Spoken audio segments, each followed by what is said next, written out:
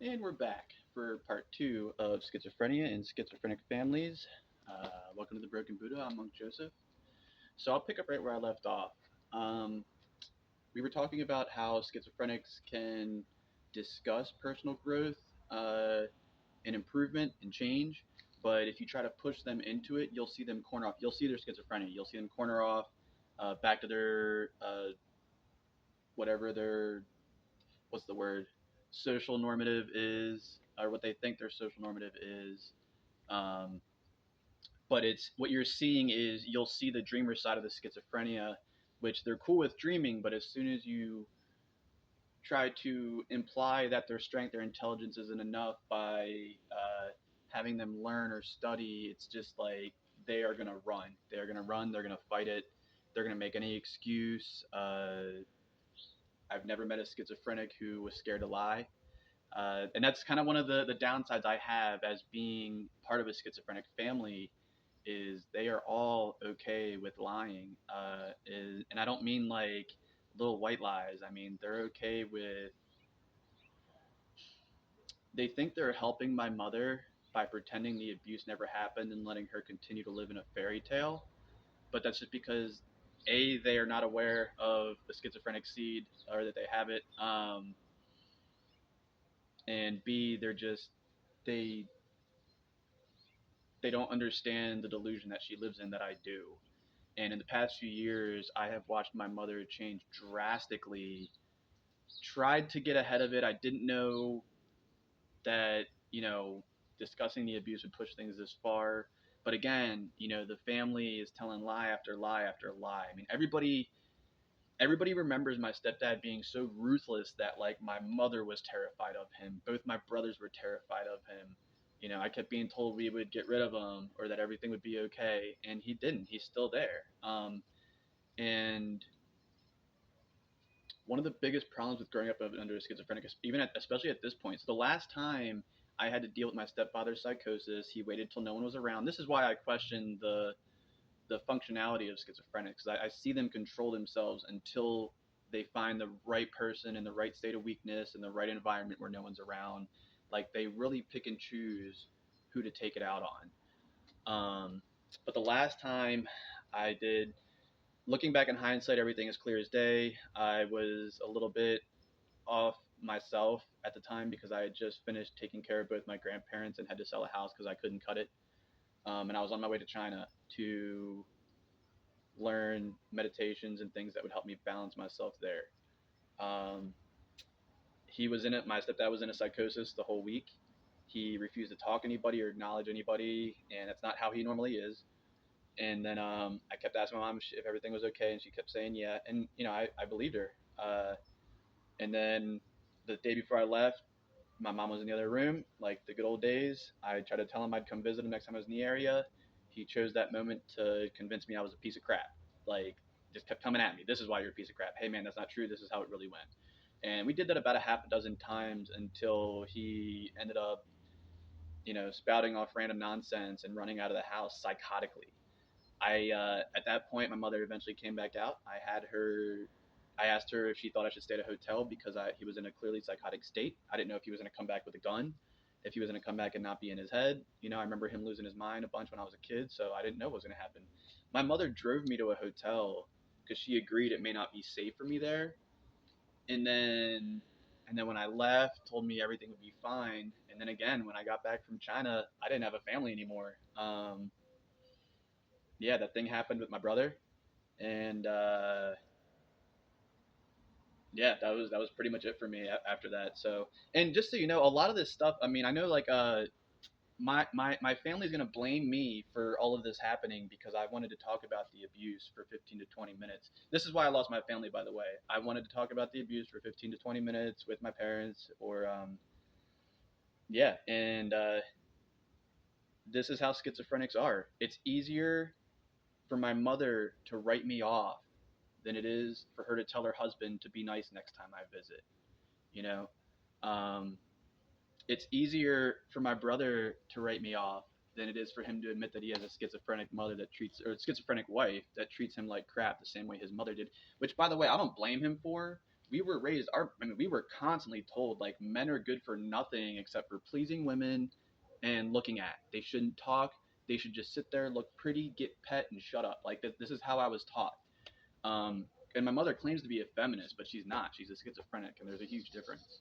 So, and this is my whole life. And now, I watch my brother in a relationship where his wife treats him terribly, and but he grew up being told that's what life is, and he can't accept that that's not an acceptable reality. Um, so yeah, and also the only reason I wanted to discuss these abuses that triggered my whole family into this like back into their dreamer schizophrenic state. I am the only one who's ever looked into mental health. I'm the only one who's ever tried to get help. And the last time I was trying to get help, they told me that I would never recover if I did not discuss the abuse of my stepdad. So, and I was getting help because they told me that I was the sick one and I needed help. So I got the help they told me to get. I did what the doctors told me. They can't handle it. They can't handle that they were part of this and that they have to be part of it if they want to help me. But they don't. They need to stay dreaming. I understand. I understand their mentality enough to know that I'm not mad. I'm not mad at either of my parents. It's disappointing that things are like this and that there's nothing I can do to get out of it.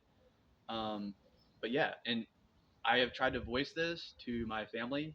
One of the best weapons a schizophrenic has against their abuse victims is I know my stepdad counts on the lack of functionality to articulate things in a proper sense, and two, my sense of neuroticism. As you see me, I go in and out of this sense of neuroticism. He likes that because he knows it's almost impossible for anyone to not see me as just unstable, and it's his masterpiece. It's his life's work. It's the only thing he ever accomplished was breaking me down and making me unstable. Uh, and yeah, for whatever reason that he needed to do that, I don't know. I've tried to think about it, and there's just no logic or function behind it. The guy was a 20-year-old bully, dropout sniper, and for some reason my mom thought this was the best guy. And also at the same time, she wasn't. And this is where I'm starting to get mad, and I shouldn't be mad. This is one of those things where I need to realize I need to step away from the story as I see it as a social, the way to describe society and describe it for what it is. Um, my mother's a pity victim, or she's a pity addict. I'll say it like that. She's a pity addict, and I'll go ahead before anybody gets all weird and saying I'm a bad person for saying that. If I killed myself today, both of my parents would be, I don't want to say happy, but they would live it up. And I mean live it up. Because right now, my stepdad has to worry about me taking retribution, which I have no plans of. Now, I've obviously thought about it, but I'm standing here talking to you, not, in Florida. Oh, man, crap, I lost my train of thought.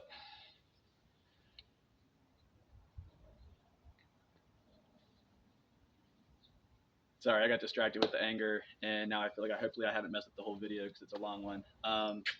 You know what? I'll just move on from where I was because I did get distracted. Please forgive me. I'll try to get back to that. Um, so yeah, my stepdad enjoys the fact that I'm. Oh, that's right. We're talking about the suicide thing. So yeah, sorry about that. So both my parents are pity addicts, and if I were to kill myself, which I have no intention of, my mother, both of them would go around being like, "Oh, he's in a better place. He's finally in a better place. We did everything we could." Except for a 15-minute phone conversation. Like that's what cost them me. Like I was not worth a 15-minute phone conversation, which plays a number on me in a bunch of different ways, but that's not what we're talking about today. But yeah, so and it to be honest, it's kind of a good fuel to not subside to depression because I don't want my parents to thrive because I couldn't take it anymore. Like that's one of the things that keeps me going. Um, Yeah. So, as long as I'm alive, they have this issue hanging over their head, and as soon as I'm not, they don't. So, I can almost guarantee you, I would never harm myself in that way because my parents would benefit from it so much, and I'm just not going to entertain that notion at all. And that being said, with the pity addict thing, I mean, from what I could see, my mother wasn't getting the pity she wanted to validate what she believed her life was at the time when she was 31. My stepfather would have done anything not to have to lift a finger in life and was like, all you want me to do is sit on a couch and yell at kids while you go make money? Like, sure, I'll do that. Um, but the guy couldn't support himself. I mean, my mom met him again. He's just coming out of a bullying lifestyle, dropout sniper, living in military barracks, talking about how great he is to everybody he meets, including us kids and my mom. He walks on water pretty much. And for whatever reason, schizophrenia, my mom thought this was the guy to teach her children how to be adults and men. Um, God bless her for trying, legitimately. But yeah, so it stinks that I'm in this position. I wish I could help my family. I know there's no way I can help my family. I will continue to grow and get out of this. I will continue to try to help others grow and get out of this. But I am limited in my functionality. Um, and like society does not care even a little bit. Society would kick my, incapacitated body on the ground if it could make it feel happy and smart and strong for 5 seconds. If there's one thing I've learned about society, it's that. Yeah, and I think a lot of the tone is, I think more people are living in deluded realities, not quite schizophrenia or psychotic. I think a lot more people are living in deluded realities than anything. I think when most people see an unstable or vagrant person, they're homeless for because you assume that they're. I think most people assume that they're like on drugs or did something really bad to deserve like that or to deserve to be like that. Um, and that's not any better than the schizophrenia that some of us had to grow up around. And I know I've mentioned my seed here, but I will also mention that I will never know how much of my functionality is potentially autism spectrum disorder and how much is PTSD. I do know because I can see it in people's faces. I do know that I have functionality issues with processing and reiterating information sometimes. And I am working with professionals to sort that out. But I'm not psychotic. I'm not going in and out of psychoses. I'm not living in a world where I am grand or great. I've accomplished some things in meditation, but I worked really hard for those, and I still have a lot more work to do. It's not an accomplishment. It's just a break, and it's time to get back to work. So there you have it. Some people are going to watch this video and go, this person is obviously schizophrenic because they need to believe that for themselves and their own schizophrenia. There are going to be people who watch this and are going to realize things about their family and things about their life that they didn't know. And that's who this is for. This is for schizophrenics trying to survive. This is for families of schizophrenics trying to understand. Everything I'm saying right now will not be known as such in 100 or 1,000 years. Eventually, it'll evolve into another excuse or explanation, and they may figure it out. And as I said before, in my opinion, a lot of these things are fascial issues or visceral issues, being the underlayers of your skin getting stagnated and the skin around your organs getting stagnated. I only say this because I get more clarity the more I practice with these things. Helps me get out of it. So yes, I mean, and I know there's no way that I don't exhibit any symptoms of schizophrenia because I was raised by two people who constantly projected it onto me. Um, yeah, I mean, I could go on and on about horror story after horror story. I'll drop a couple here. I remember when I was getting assaulted in school a bunch at one point, and I tried to say, "Hey, mom, I want to change schools." Yeah, so I was getting assaulted a bunch. Sorry, I noticed the video skipped.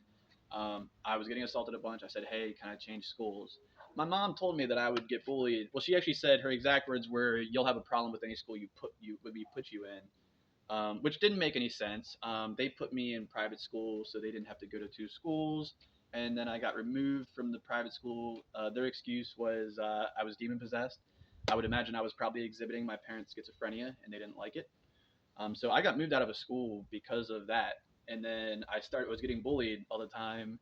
And when I was like, hey, I don't like, being in the school with all the people in the neighborhood who bully me, can I go to a different school? Like, nope, you'll get bullied there too. And that's that kind of schizophrenic stuff that people need to be aware of. Children need to know that when their parents do things like this, it's not okay. If you say, hey, I'm getting beat up, I'm getting assaulted on a regular basis, and I don't want to be at the location I get assaulted, and they go, you'll get assaulted anywhere, that is schizophrenia, man, and that's the scarier side of it. And that's what I mean by it's more out of control, and nobody really knows how bad it really is. I mean, how many parents are treating like this, or treating people like this? Because if you met either of my parents in a social setting, not only are you going to buy into their projection of who they are, but you're going to think they're great people. They might be the greatest people that you meet at that party. It's because they practice those lies. They practice those lies a lot. They believe all the lies. They can adapt their lies. They have no problem telling you a fresh lie just to kind of make sure you know that they're superior to you or better than you. Um, yeah.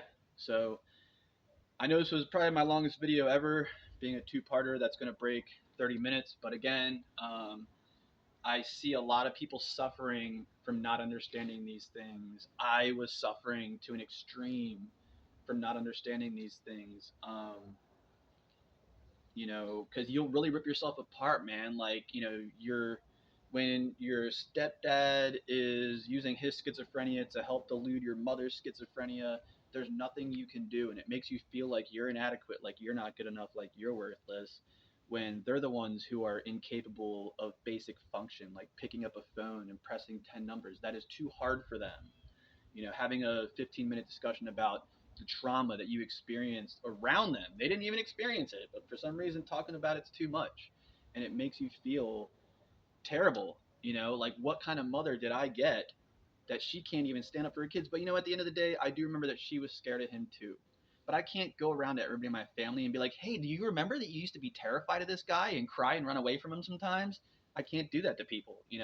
And I have tried to do it amicably, and there's no way to do it amicably. Um, I'll never understand why it's easier for my mom to push me out of her family than it is to just tell her husband to be nice next time I visit. Um, I don't know why my brother couldn't deal with that situation better. I mean, I do. Obvious, it's just the programming or whatever. But yeah, so there you have it. I don't think any of these people are crazy. I think that they are running scared in deluded states in what Buddhists understand as samsara. And that's really where I go to a lot of this stuff at the end of the day when it comes down to it. This is samsara. What you're seeing is exactly what the sages and yogis saw, that they tried to help and alleviate and correct. And I'm trying to do the same with my life as long as I can be here, as long as I can teach and present things. So there you have it. That's maybe one day I'll pop in here with some stories of schizophrenic families. Um, yeah, man. I remember my stepdad once asked me to let two bullies beat me up so he could record it. And this had nothing to do with protecting me. One of those people stole $50 from him and my mom, and it was like they just couldn't let it go, and this was them trying to one up it. To tell the long story short, I couldn't get beat up properly, so I ran away, screaming and crying like a normal person who's getting jumped would if they don't know what to do. And when I got in my house, my stepdad eventually came in from across the street and told me how much of a weak piece of crap I was because I couldn't get jumped on camera right. Um, and now my family praises him for trying with me and goes around telling everybody I'm some type of broken, sick piece of crap. So these are the things that led me to be in a state where I'm in lower functionality. And I think most people who know me at this point can take some solace in the fact that I'm not allowed to lie as a yogi. So you know that most of these things or all of these things are true. All right, so there we have it. As the sun's coming in and creating this wonderful halo effect, I will let this video end. Thank you for stopping by. I hope this helps some of you. If this video helps one person, if these two videos help one person not put a gun in their mouth or not lose their mind or help understand things, mission accomplished. I don't care if 99 of you tell me I'm stupid and this video is stupid and it's all crap, and one person is like, thank you. That's what this channel is for. That's why I make these videos. I've gotten those responses from people. That's why I keep making the videos. I hope this helps somebody. Thanks for stopping by. Peace and blessings.